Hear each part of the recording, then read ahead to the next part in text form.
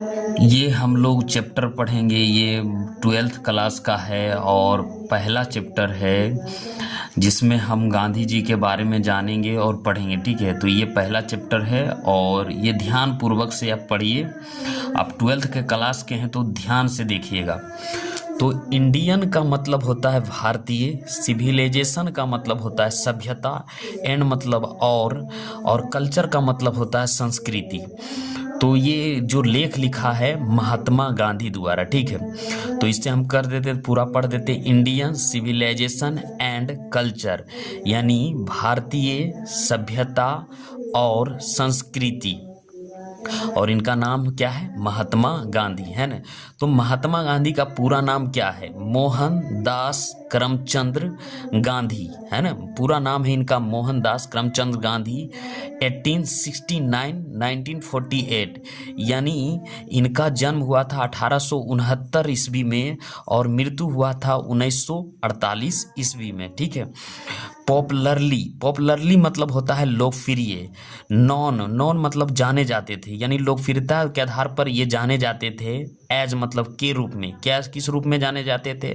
बापू के नाम से। और the father of the nation, यानी राष्ट्रपिता के नाम से जाने जाते थे। दो नामों से जाने जाते थे लोकप्रियता के आधार पर। एक लोकप्रियता के आधार पर इसे बापू कहते थे और राष्ट्रपिता के नाम से। ठीक है। ऐसे तो इनका खुद का नाम था मोहनदास करमचंद्र गांधी, लेकिन ये लोकप्रियता के आधार पर, यानी लोगों के बीच में ज्यादा लोकप्रिय थे, यानी लोकप्रिय थे, नेता थे। तो ये कैसा नेता थे? स्पिरिचुअल लीडर, आगे बढ़ाएंगे। तो बापू और द फादर ऑफ नेशन, यानी राष्ट्रपिता के नाम से जाने जाते थे और लोग बापू के नाम से जाने जाते। और तीसरा नाम क्या था? मोहनदास करमचंद्र गांधी, यानी शॉर्ट में नाम इसका था महात्मा गांधी। महात्मा गांधी कहते थे, है ना। Was more a spiritual leader than a politician, यानी थे ज्यादा एक आध्यात्मिक, है ना, एक आध्यात्मिक लीडर मतलब नेता, देन मतलब ए पॉलिटिशियन, एक राजनीतिज्ञ, यानी राजनेता, एक राजनेता से ज्यादा थे। क्या थे? एक आध्यात्मिक नेता थे। स्पिरिचुअल का मतलब आध्यात्मिक नेता। आध्यात्मिक नेता हम उसे बोलते हैं जो लोगों के लिए लड़े, यानी लोगों के लिए लड़े, उसे स्पिरिचुअल लीडर करते। ये पदवी के लिए नहीं लड़ता था, ये मुख्यमंत्री, राष्ट्रपति या चाहे किसी भी पदवी के लिए नहीं लड़ता था। ये कैसा नेता था? पॉलिटिशियन। ये ऐसा राजनेता था जो स्पिरिचुअल नेता था, जो कुर्सी के लिए ना लड़े, वो की कहे ना लोगों के लिए लड़े। तो उसी को बोलते हैं स्पिरिचुअल लीडर, है ना। यहाँ तक समझ में आए? ही सक्सेसफुली, उन्होंने सफलतापूर्वक यूज्ड मतलब प्रयोग किया था। ट्रूथ मतलब सच्चाई, एंड मतलब और, नॉन वायलेंस मतलब अहिंसा। उन्होंने क्या किया था? उन्होंने सफलतापूर्वक प्रयोग किया था। क्या प्रयोग किया था? सच्चाई और अहिंसा को प्रयोग का। एज मतलब के रूप में। द चीफ विपेंस, यानी चीफ मतलब मुख्य हथियार था।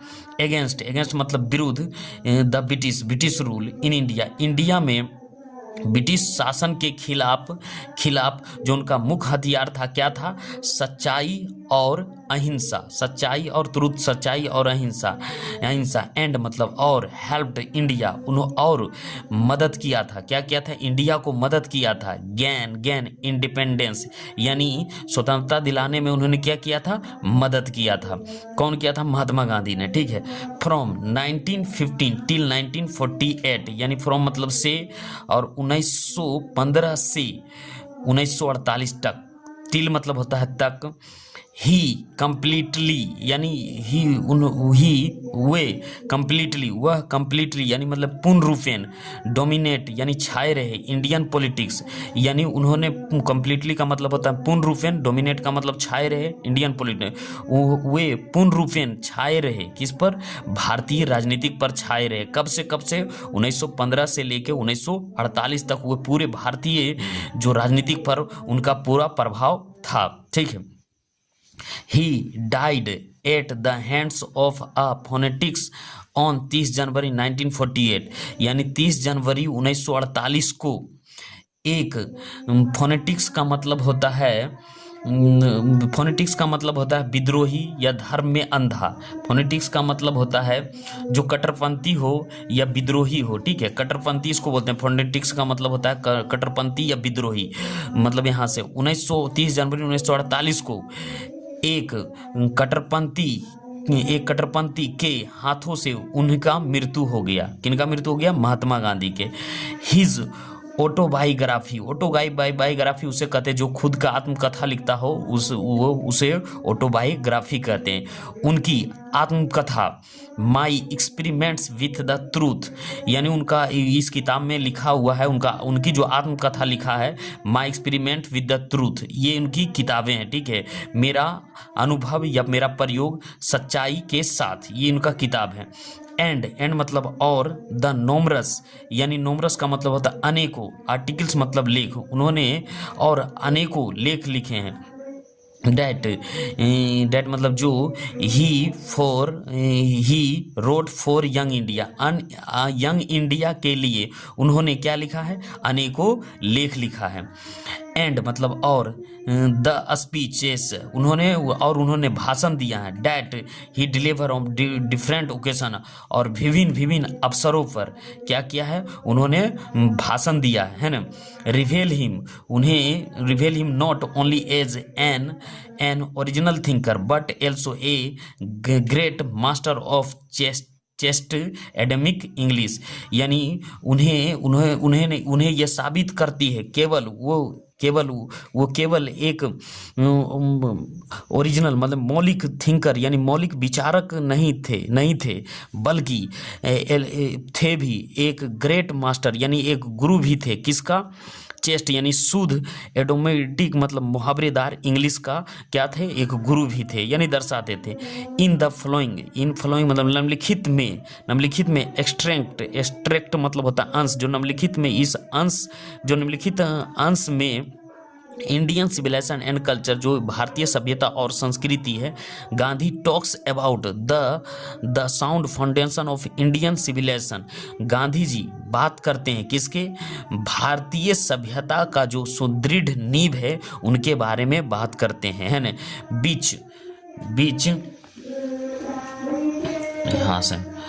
बीच has successfully withstood the passage of time, है ना। समय का जो प्रवाह है विथस्टूड मतलब झेला है, समय का प्रवाह को जो झेला है वो सफलतापूर्वक खड़ा है। कौन है? Indian civilisation. उनके ही बारे में गांधी जी क्या करते हैं? बात करते हैं। The western civilisation with has the tendency to privilege material can not match the Indian civilisation that evolved the moral being. तो कह रहा जो द वेस्टर्न मतलब पश्चिमी सभ्यता, जो पश्चिमी सभ्यता है बीच मतलब जिसने जो है द टेंडेंसी, जिसमें टेंडेंसी है क्या है? प्रिविलेज मतलब उजगार करने का। किसमें उजगार करने? प्रिविलेज का मतलब होता है उजगार करना, यानी प्रिविलेज का मतलब होता है प्राथमिकता देना। यानी जो पश्चिमी सभ्यता है जिसमें वो प्राथमिकता देता है, यानी प्रवृत्ति है जिसमें प्राथमिकता यानी प्रवृत्ति है प्राथमिकता देने की, क्या? मटेरियल यानी भौतिकवाद को प्राथमिकता देने वाला कौन सा है? पश्चिमी सभ्यता। माने भौतिक मटेरियलिटी का मतलब भौतिकवाद। कैन नॉट मैच यानी मैच नहीं कर सकता है। द इंडियन सिविलाइजेशन भारतीय जो सभ्यता से मैच नहीं कर सकता है। That evolved the moral being Bharat की सभ्यता क्या विकसित करती है? मोरल यानी नैतिक चरित्र को बढ़ावा देती है, जबकि पश्चिमी सभ्यता क्या है? भौतिकवाद मटेरियलिटी यानी भौतिकवाद को बढ़ावा देती है। इसलिए दोनों मैच नहीं कर सकता है और ना ही खा सकता है। ठीक है, यहाँ तक हो गया। ये किसके बारे में बात हुआ? हमने गांधी जी के बारे में बात किया। अब आगे हम लोग बात करते हैं इस चैप्टर का। इंडियंस, यहाँ से चैप्टर स्टार्ट हो रहा है। इंडियन सिविलाइजेशन एंड कल्चर, भारतीय सभ्यता और संस्कृति। तो पैराग्राफ 1 से हम लोग स्टार्ट करते हैं। ठीक है। I believe that the civilisation India has evolved is not to be beaten in the world. मैं विश्वास करता हूँ या मेरा मानना है कि डेट मतलब कि द इंडियन सिविलाइजेशन इंडिया की जो सभ्यता है, इंडियन जो सभ्यता है, इंडिया की सभ्यता, मेरा मानना है कि भारत ने जो सभ्यता विकसित की है, इवॉल्व मतलब होता है विकसित करना, is not to beaten in the world, यानी इसे दुनिया में कहीं भी पीटा नहीं जा सकता। यानी कहने का मतलब है, मेरा मानना है कि भारत ने जो सभ्यता विकसित की है उसे दुनिया में कोई मुकाबला नहीं है। इसका कहने का मतलब है मैं विश्वास करता हूँ, आई बिलीव, मेरा मानना है कि डेट मतलब कि भारत इंडियन सिविलाइजेशन, इंडिया जो सभ्यता विकसित की है, इवॉल्व जो विकसित की है, उसमें दुनिया में कोई भी मुकाबला नहीं है, यानी दुनिया में इसे कहीं भी पीटा नहीं जा सकता, यानी हराया नहीं जा सकता है। Nothing can equal the seeds sown by our ancestors, हमारे पूर्वजों के द्वारा बोया गया बीज के बराबर कुछ भी नहीं हो सकता है ना। कैन मतलब इक्वल मतलब होता है बराबर, सीड्स मतलब होता है बीज, सोन मतलब बोया गया, आवर एंड हमारे पूर्वज के द्वारा बोया गया बीज के बराबर कुछ भी बराबर नहीं हो सकता है। कहने का मतलब जो हमारे पूर्वजों ने जो सभ्यता विकसित की है, कैसा सभ्यता विकसित की है, जो नैतिक चरित्र को बढ़ावा देता है, उसके बराबर कोई भी हमारे इस इंडिया को हराया नहीं जा सकता, यानी मुकाबला नहीं किया जा सकता। रोमा बेंट यानी रोमा चला गया, दुनिया से खत्म हो गया, रोमा की जो सभ्यता था वो खत्म हो गया। ग्रीस का जो शेयर था, जो ग्रीस का जो हिस्सा था, द सेम फेट, यानी ग्रीस का क्या हुआ, वही हाल हुआ, यानी वही हश्र हुआ, वो भी दुनिया से क्या हुआ, वो भी चला गया। ठीक है, यानी दुनिया से मतलब ग्रीस ने जो साझा किया था वो भी उसका ही हश्र वही होता। द माइट का मतलब यहाँ शक्तिशाली होगा। The might of the Pharaohs was broken, यानी कहने का मतलब जो फरोह यहाँ क्या है, फरोह की जो शक्ति थी, फरोह की जो शक्ति थी वो बाज मतलब नष्ट हो गई। यानी फरोह के एक सभ्यता, फरोह मिस्र का राजा था, फरोह की शक्ति क्या हो, फरोह की शक्ति बाज ब्रोकन यानी नष्ट हो गई, यानी फरोह की जो सभ्यता, जो फरोह का वहाँ राजा था, एक सभ्यता था, उसका भी नष्ट हो गया। जापान हैज़ बिकम वेस्टर्नाइज्ड का मतलब होता है जापान पश्चिमीकृत हो गया, यानी यानी पश्चिमी देश जैसा बन गया। Of China nothing can be said, या चीन के बारे में, यानी चीन के बारे में कुछ भी कहा नहीं जा सकता। ठीक है, यहाँ of China nothing can be said, China के बारे में कुछ भी कहा नहीं जा सकता। बट इंडिया इज स्टिल, लेकिन भारत अभी भी सम और अदर मतलब इसका हिंदी होता है किसी ना किसी तरह, सम और अदर किसी ना किसी तरह, साउंड एट द फाउंडेशन अपनी नींव पर मजबूत है। Sound of at the foundation का मतलब अपनी नींव पर मजबूत है, यानी अपनी नींव पर क्या है, मजबूत है।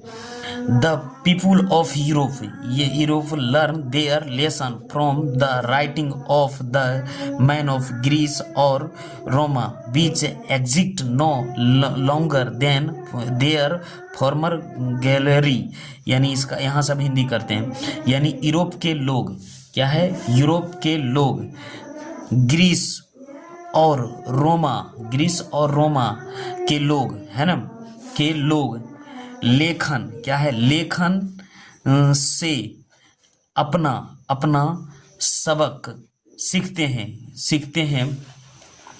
क्या कर रहे हैं यहाँ पे, यूरोप के लोग ग्रीस और रोमा के लोग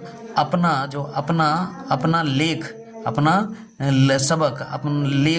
लेख से सबक से सीखते हैं। कहने का मतलब है द पीपुल ऑफ यूरोप के लोग लर्न सीखते हैं अपना सबक, किससे सीखते हैं, लेख से सीखते हैं, जो ग्रीस और जो Rome which exit no longer their former glory, यानी जो रोमा है अब अपनी पूर्व की महिमा में नहीं है। In trying to learn from them, उनसे सीखने की कोशिश में, उनसे ये इन ट्राइंग टू लर्न, उनसे सीखने की कोशिश में, the European image that they will avoid the mistake of Greece और रोमा। क्या कह रहा है, यूरोपियन मान बैठे हैं, क्या कह रहा है, यूरोपियन यानी यूरोपियन लोग क्या कह रहे हैं, मान बैठे हैं कि वे लोग बच जाएंगे, किससे बच जाएंगे, ग्रीस और रोमा के जो गलतियों से वे लोग बच जाएंगे। ये कौन बैठे हैं, यूरोपियन लोग मान बैठे हैं कि वे लोग बच जाएंगे, ग्रीस और रोमा के जो गलती किया उससे बच जाएंगे। Such is their pitiable condition. तो उनकी उनकी हालत इतनी दयनीय है, उनकी हालत इतनी दयनीय है। अब हम लोग क्या करेंगे, पैराग्राफ 2 पढ़ेंगे, ठीक है, पैराग्राफ 2 यहाँ से पढ़ेंगे।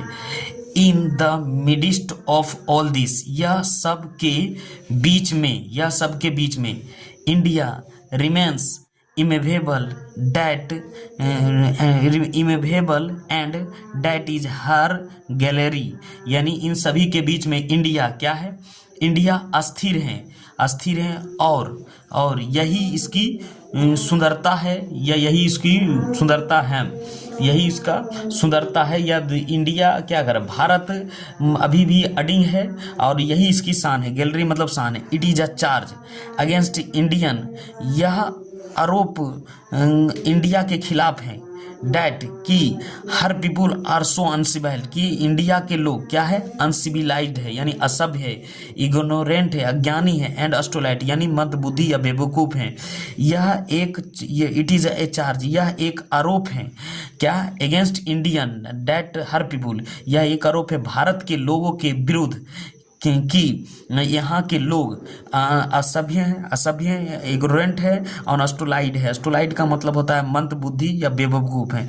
That it is not possible, that is not possible to indulge to adept any change.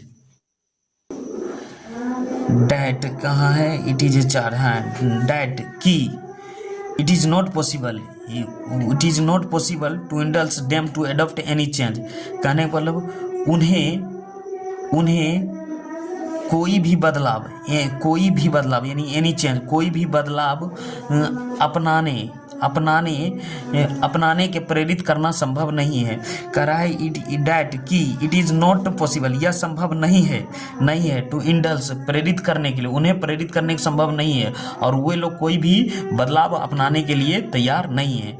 It is a charge really against our merit, यह वास्तव में यह आरोप, it is really a charge, यह वास्तव में हमारी योग्यता के खिलाफ है, यानी ये जो आरोप लगाया है हमारे, वास्तव में ये हमारी योग्यता के खिलाफ। It is a charge really against our merit, it is a charge, यह वास्तव में एक आरोप है हमारे योग्यता के खिलाफ।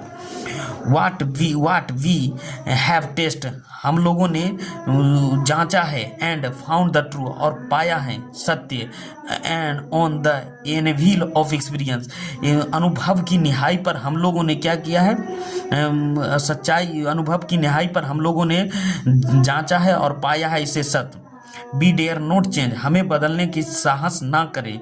Many trusted their advice upon India, कईयों ने अपना ट्रस्ट, यानी ट्रस्ट मतलब थोपा है, एडवाइज किस पर, इंडिया पर, भारत पर कईयों ने अपना सलाह थोपा है।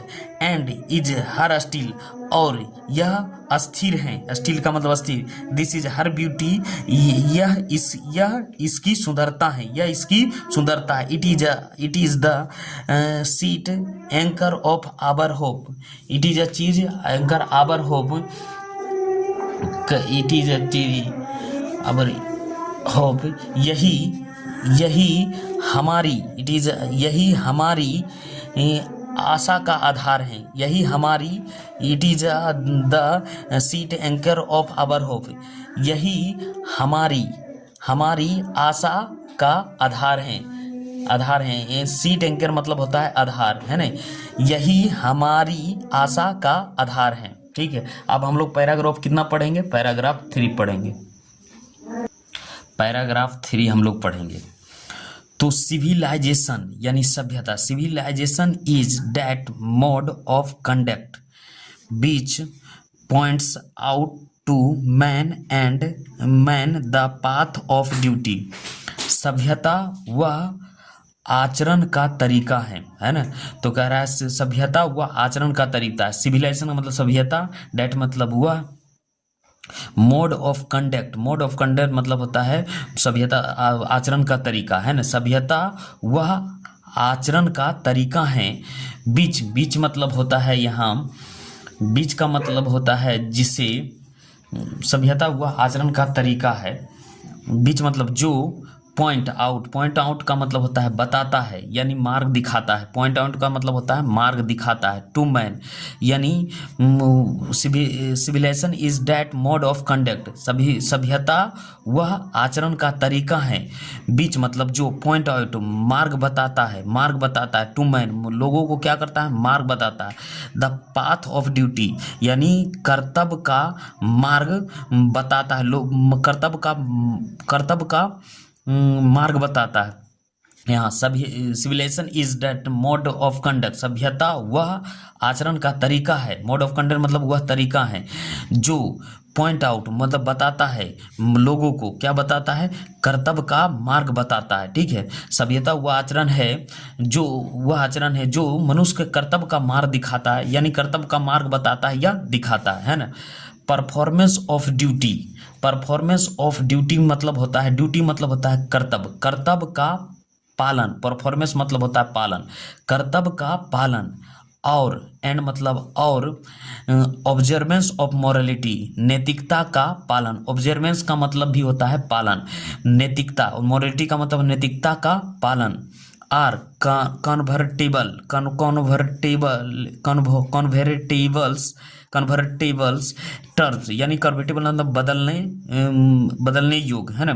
तो क्या कह रहा है, नैतिकता का कर्तव्य का पालन और नैतिकता का पालन आर कन्वर्टिबल टर्म यानी कहने का मतलब है हमारा कर्तव्य ही हमारा क्या बन जाता है, कर्तव्य पालन और नैतिकता का पालन, कभी कर्तव्य ही हमारा नैतिकता बन जाता है और नैतिकता ही हमारा कर्तव्य बन जाता है। और ये कैसा है, बदलने योग्य है। यानी कहने का मतलब जो हम कर्तव्य, जो काम करते हैं वही हमारा कर्तव्य है और वही हमारा कभी कभी नैतिकता बन जाता है, वही हमारा कर्म बन जाता है।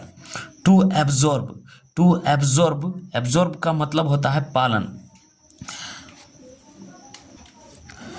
To absorb morality is to attain mastery over our mind and our passion, है ना। ऑब्जर्व मतलब होता है पालन, यानी मोरालिटी का मतलब होता है नैतिकता का पालन, नैतिकता का पालन करना। आवर माइंड हमारे मन और हमारी वासना पर क्या करता है, वासना पर महारत हासिल करना है। तो यहाँ क्या कह रहा है, टू एब्जॉर्ब मोरालिटी यानी नैतिकता का पालन हमारे माइंड, हमारे मन और हमारी जो वासना है ओवर, उस पर क्या करना है, महारत हासिल करना है ना। सो डूइंग ऐसा करने से, बी नो हम लोग जानते हैं, आवर सेल्फ यानी हम लोग खुद को जानते हैं।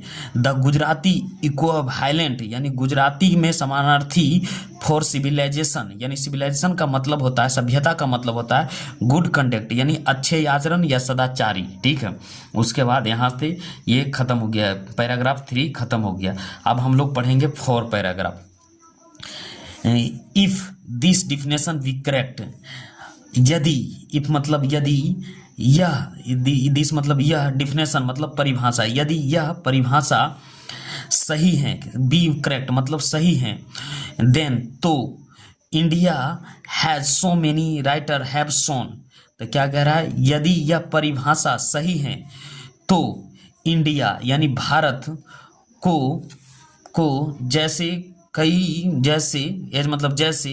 कई लेखकों ने दिखाया है, क्या किया है, दिखाया है। जैसे यदि यह परिभाषा सही है तो इंडिया ने कई लेखकों ने दिखाया है। Has nothing to learn from anybody else यानी किसी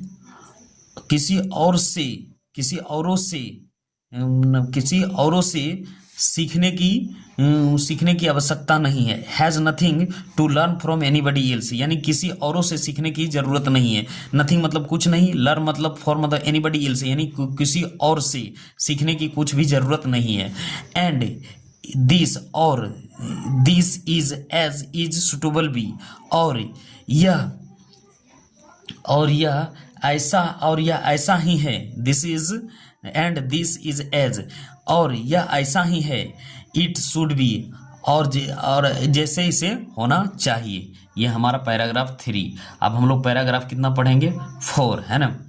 यहाँ से हम लोग पैराग्राफ 4 पढ़ते हैं, पैराग्राफ 5 पढ़ेंगे। पैराग्राफ 5 तो यहाँ से हम लोग पढ़ते हैं। बी नोटिस, नोटिस का मतलब होता है हम लोग देखते हैं, हम देखते हैं। बी नोटिस का मतलब होता है वी नोटिस, पहले पूरा पढ़ लेते उसके बाद। Be notice that the mind is a restless bird, है ना।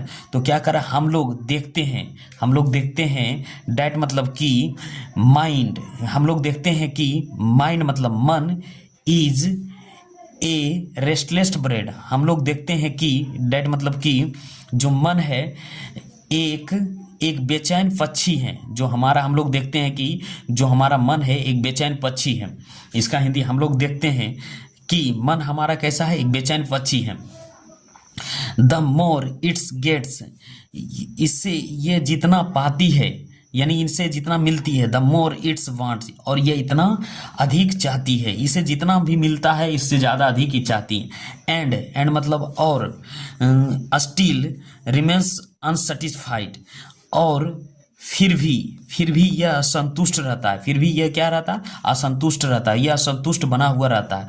The more we indulge in our passion, है ना। मोर जितना हम लोग अपनी क्या कर रहा, हम द मोर वी इंडल्स, हम अपनी इच्छाओं में जितना अधिक लिप्त होंगे, हम अपनी इन्हीं इच्छाओं में जितना लिप्त होते हैं क्या करा, हम अपनी वासनाओं में जितना लिप्त होते हैं, मतलब जितना अधिक लिप्त होते हैं। द मोर अनब्राइडलेड दे, वे उतना अधिक क्या होता है? अनब्राइडलेड, यानी बेलगाम होते हैं। दे मोर दे अनब्राइडलेड दे बिकम, वे क्या होता है? ज़्यादा या अधिक क्या होता है? बेलगाम होते हैं। Our ancestor therefore set a limit to our indulgence, इसलिए देयरफॉर, इसलिए हमारे एनेचेस्टर, हमारे पूर्वजों ने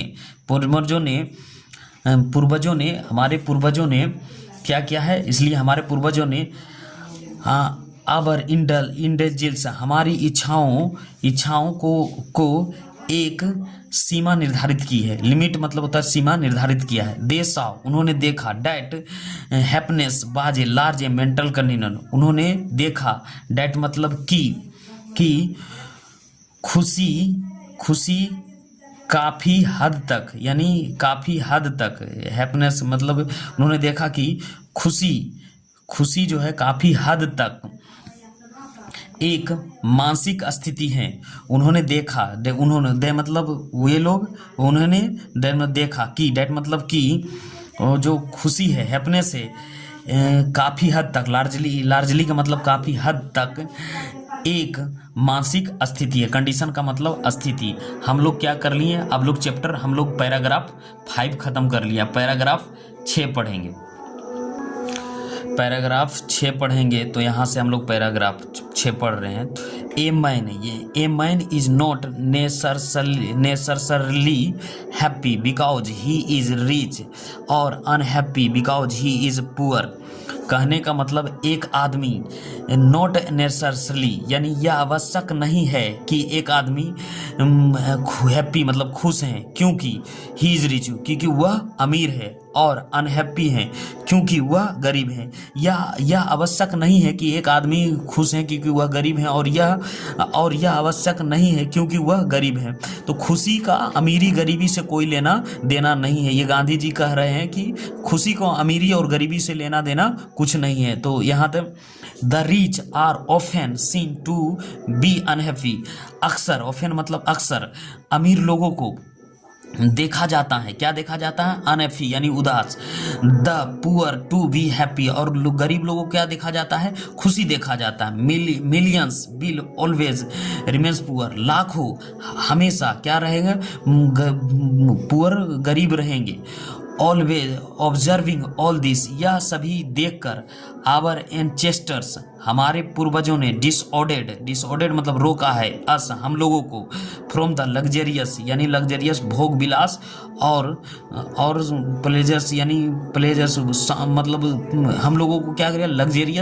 लग्जरियस का मतलब होता है, लग्जरियस का मतलब होता है सुख सुविधा।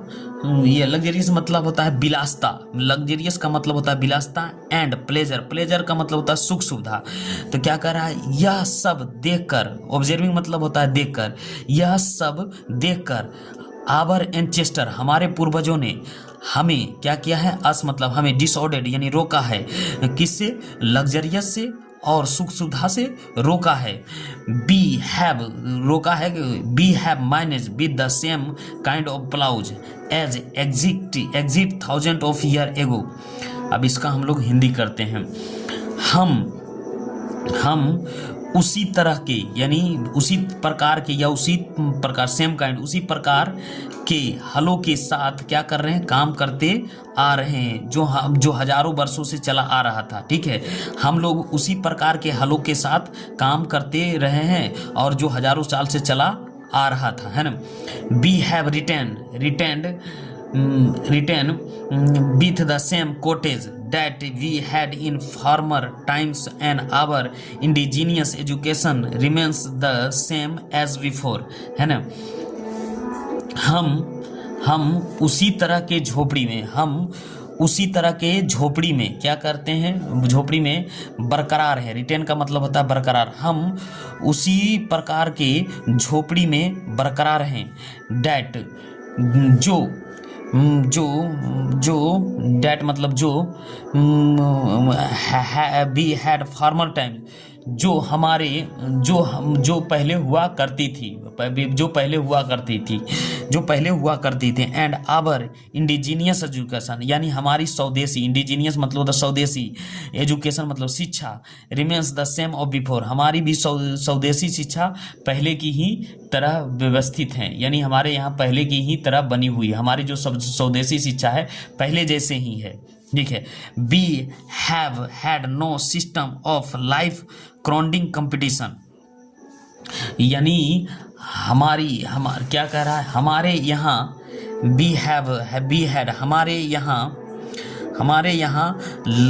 हमारे यहाँ जीवन भ्रष्ट यानी लाइफ क्राउडिंग का मतलब होता है जीवन भ्रष्ट करने वाली प्रतिस्पर्धा नहीं है।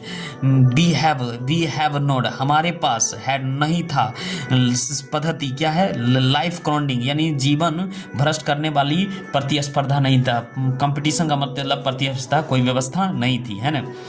Is followed his own occupation और trade and charge a regular wage, प्रत्येक व्यक्ति, एच मतलब होता है प्रत्येक व्यक्ति अपना व्यवसाय, ऑक्यूपेशन मतलब व्यवसाय और व्यापार, प्रत्येक व्यक्ति अपना व्यापार और व्यवसाय करता था। एंड मतलब और, नियमता क्या करता है? एंड मतलब नियमता क्या लेता था? वेतन लेता था या मजदूरी लेता था।